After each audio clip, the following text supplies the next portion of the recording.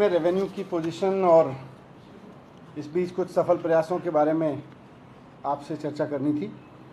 आप सब जानते हैं कि 2020-21 और 21-22 दोनों कोविड की वजह से रेवेन्यू के पॉइंट ऑफ व्यू से बहुत ज़्यादा अफेक्टेड ईयर रहे हैं। पूरे देश में इकोनॉमिक एक्टिविटीज़ नीचे रहीं लॉकडाउन की वजह से, और उसकी वजह से सरकारों के रेवेन्यू पर भी बहुत बुरा असर पड़ा। दिल्ली के रेवेन्यू पर भी बहुत बुरा असर रहा है इन दिनों। 2020-21 को देखें पिछले साल, तो जो हमारा बजट एस्टिमेट था उससे हमें 41% रेवेन्यू कम मिला। उसका नुकसान ये हुआ कि सैलरीज़ और कोविड रिलेटेड खर्चों को छोड़कर बाकी सारे खर्चे लगभग पूरे साल रुके रहे। 21-22 में देखें तो जो बजट एस्टिमेट्स हैं उनसे अभी 23% नीचे हैं। हम अभी भी 23% नीचे कलेक्शन चल रहा है, जबकि हमने इस साल के लिए बहुत मॉडरेट बजट एस्टिमेट रखे थे, पिछले साल से भी कम एस्टिमेट रखे थे। उसमें भी 23% नीचे चल रहा है टैक्स कलेक्शन, जितना अभी तक होना चाहिए था उसके मुकाबले। तो ये सबके लिए चिंता की बात है। इसीलिए सरकार ने अभी सैलरी और कोविड रिलेटेड खर्चे या हॉस्पिटल रिलेटेड खर्चों को छोड़कर बाकी सब खर्चों पर बहुत अंकुश लगा रखा है। बहुत ही रोक रोक के खर्चा सरकार कर रही है जहाँ भी खर्चा हो रहा है। अगले साल से जीएसटी का कंपनसेशन भी बंद हो जाएगा, दिल्ली सरकार को मिलना, देश भर को राज्यों को मिलना बंद हो जाएगा। दिल्ली सरकार को भी अगले साल से जीएसटी का कंपनसेशन मिलना बंद हो जाएगा। मैं बार बार इस बात को दोहराता रहता हूँ कि केंद्र सरकार से दिल्ली सरकार को ना तो फाइनेंस कमीशन के तहत जो सेंट्रल टैक्सेस के शेयर में 42% मिलता है, सेंट्रल टैक्सेस के कलेक्शन में से 42% राज्यों को दिया जाता है, वो दिल्ली को नहीं दिया जाता। केंद्र सरकार से पिछले 20 साल से एकमुश्त 325 करोड़ रुपए की ग्रांट मिलती है दिल्ली सरकार को, जबकि 1,40,000 करोड़ का करीब टैक्स दिल्ली के लोग सेंट्रल टैक्सेस में देते हैं। तो ये सारी स्थिति इसलिए क्योंकि कोविड के चलते, लॉकडाउन के चलते इकोनॉमिक एक्टिविटीज़ लो हैं और उसकी वजह से टैक्स भी कलेक्शन लो है। आने वाले समय में और भी टफ रहेगा सभी सरकारों के लिए, लेकिन दिल्ली सरकार के लिए क्योंकि केंद्र सरकार से कोई मदद नहीं मिलती है, इसलिए सरकार ने खर्चों पर पूरी तरह से अंकुश लगाया हुआ है। अभी इस साल की रेवेन्यू पोजीशन में मैंने ओवरऑल बोला 23% नीचे है, जिसमें जीएसटी का कलेक्शन अभी तक जितना होना चाहिए था उसमें 23% नीचे है। वैट का कलेक्शन जितना होना चाहिए था उसमें 25% नीचे है। एक्साइज का कलेक्शन जितना होना चाहिए था अभी तक उसमें 30% नीचे है। स्टैंप के कलेक्शन में 16% नीचे है और मोटर व्हीकल के कलेक्शन में 19% नीचे है।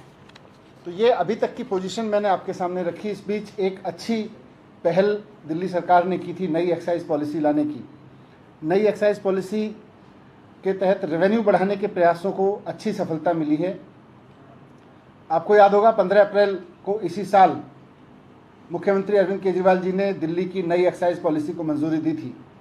उसमें बहुत बड़े रिफॉर्म किए थे और इस आधार पर किए थे कि दिल्ली में एक्साइज रेवेन्यू की बहुत बड़ी चोरी का हमारा अंदेशा था, आकलन था, और वो चोरी रोकने के जितने भी प्रयास किए जा रहे थे, डिपार्टमेंटल लेवल पर जितनी सख्ती की जा सकती थी वो की गई। उसके बावजूद कहीं ना कहीं ये समझ में आ रहा था कि एक्साइज के रेवेन्यू की काफ़ी चोरी हो रही है।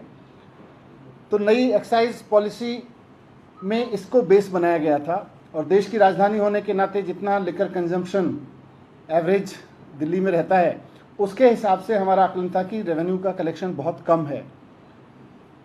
तो अब नई एक्साइज पॉलिसी के तहत सबसे बड़ा जो चेंज था वो ये था कि जो एक्साइज की फीस ली जाती, एक्साइज का जो ड्यूटी होती थी जिसमें चोरी होती थी और वैट की जो चोरी होती थी, उसको हमने लाइसेंस फीस में कन्वर्ट कर दिया था। अभी तक लाइसेंस फीस बहुत नॉमिनल होती थी, 8 लाख रुपए, 10 लाख रुपए की, और उसके बाद फिर 300%, 250% की एक्साइज फीस होती थी, वैट होता था। हायर रेट्स होने की वजह से उसमें चोरी का इंसेंटिव था। तो एक्साइज फीस चोरी करने के खूब सारे इंसेंटिव थे लोगों के, और वो दबा के चोरी करते थे हमारे तमाम प्रयासों के बावजूद। इसको हमने सबको स्टडी किया और हमने पिछले वर्षों में जितना रेवेन्यू सरकार को मिल रहा था उसको लगभग हमने सारा एक्साइज ड्यूटी की जगह हमने उसको लाइसेंस फीस में कन्वर्ट कर दिया। तो लाइसेंस फीस जो पहले 8 लाख रुपए होती थी वो लगभग ऐसे मैं एवरेज कहूँ तो हर एक दुकान की 6.5 करोड़ रुपए 7 करोड़ रुपए के करीब आ गई थी। तो हमने उसमें सब कन्वर्ट कर दिया और उस पर भी 10% एक्स्ट्रा बढ़ाया और उसके बाद हमने उसको बिडिंग की थी। जब मैंने प्रेस कॉन्फ्रेंस की थी नई एक्साइज पॉलिसी की, हमारा आकलन था कि लगभग 2 से 2.5 हज़ार करोड़ रुपए रेवेन्यू उससे ज़्यादा मिलेगा। लेकिन मुझे बताते हुए बहुत खुशी हो रही है कि इस पूरे प्रयास से, नई एक्साइज पॉलिसी के रिवोल्यूशनरी रिफॉर्म से सरकार को अगले साल से, माने अगले 12 महीने में, जो अभी तक बीत गया साल, 12 महीने के लिए पॉलिसी उस तरह के साइकिल में देखेंगे तो एक साल के 12 महीने के पीरियड में लगभग 3.5 हज़ार करोड़ रुपए एक्स्ट्रा रेवेन्यू मिलेगा, जो कि अपने आप में बहुत रिवोल्यूशनरी है। क्योंकि इतना रेवेन्यू अभी तक हम मान सकते हैं कि लिकर सेल तो इतने की थी लेकिन वो चोरी हो रहा था। और वो कैसे चोरी हो रहा था, मैंने उसकी पूरी डिटेल मैंने पिछली बार रखी थी, फिर से थोड़ा सा अंडरलाइन कर देता हूँ कि दिल्ली में 2016 के बाद अरविंद केजरीवाल जी की सरकार की नीति के कारण कोई नई शराब की दुकान नहीं खोली गई। पहले से जो दुकानें चली आ रही थीं उनका पैटर्न ये था कि एक म्युनिसिपल वार्ड में 10-10, 15-15 दुकान भी थीं और बहुत सारे वार्ड्स में बिल्कुल दुकानें नहीं थीं। उनका पैटर्न ये था कि जहाँ भी वो दुकानें थीं, जहाँ भी दुकानें नहीं थीं वहाँ इल्लीगल दुकानें चल रही थीं। 850 के करीब लीगल दुकानें पूरी दिल्ली